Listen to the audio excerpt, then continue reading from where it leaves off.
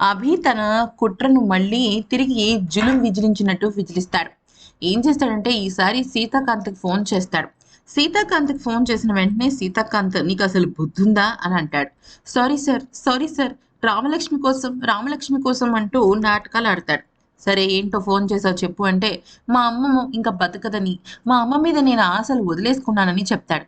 అదేంటి అంటే, "ఆపరేషన్ చేస్తుంటే కిడ్నీ ఫెయిల్ అయిపోయిందని, ఇంకొక 30 లక్షలు ఉంటే కానీ అమ్మ బ్రతకదని" అంటాడు. దాంతో సీతకు చాలా అనుమానం వచ్చేసి, "నువ్వేం బాధపడకు. నాకు తెలిసిన కిడ్నీ హాస్పిటల్ ఉంది. నేను ఇమ్మీడియేట్‌గా అక్కడికి షిఫ్ట్ చేస్తాను" అంటే, "ఇక్కడ కూడా ట్రీట్మెంట్ బానే చేస్తున్నారని, నేను ఇక్కడే ఉంచి ట్రీట్మెంట్ చేయిస్తానని" చెప్తాడు. దాంతో అనుమానపడ్డ సీత, "అసలు హాస్పిటల్ పేరేంటి" అని అడిగితే, "ప్రాణమిత్ర" అంటాడు. ప్రాణమిత్ర అని ఎందుకంటాడంటే, వీడేమన్నా చెక్ చేస్తాడా పాడా?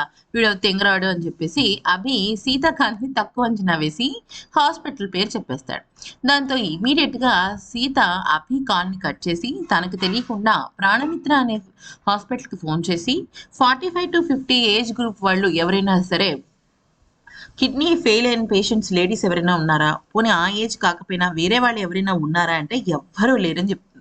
దాంతో అభి చెప్తోంది మోసం అని చెప్పి అర్థమైపోయి ఎలాగైనా సరే అభి బండారాన్ని రామలక్ష్మికి తెలిసేటట్టు బయట పెట్టాలనుకుంటాడు. ఎందుకనంటే ఇటువంటి పచ్చి మోసగాడిని తల్లి విషయంలోనే ఇంత నీచమైన అబద్ధాలు చెప్తున్న వాడిని రామలక్ష్మి పెళ్లి చేసుకున్న సుఖపడలేదని అనుకుంటాడు.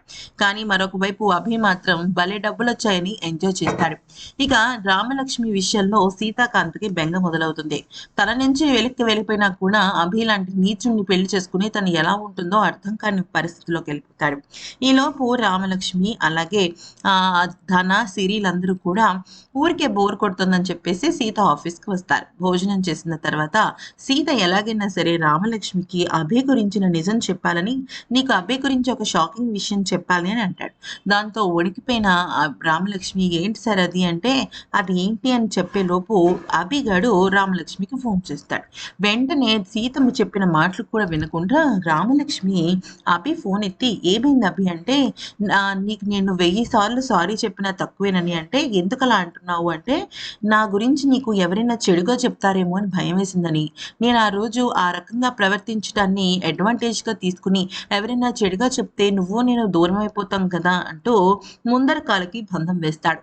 దాంతో రామలక్ష్మి బయటికి సీత వింటున్నాడు కదా ఎనకాల. అయితే నార్మల్‌గా మాట్లాడుతూ ఏమంటుందంటే, "నీ గురించి నేను ఎవరు చెడుగా చెప్పినా నేను నమ్మను అభి. నీ చదువు, నీ సంస్కారం, నీ ప్రేమ నాకు తెలీదా చెప్పు" అంటూ అక్కడున్న సీతకి షాక్ ఇస్తుంది. సో, సీత ఏమనుకుంటాడంటే, ఓహో! వీళ్ళిద్దరికీ కూడా ఇటువంటి సంబంధం ఉంది కాబట్టి చెప్పినా వినే పరిస్థితుల్లో రామలక్ష్మి లేదు అని చెప్పేసి ఊరుకుంటాడు.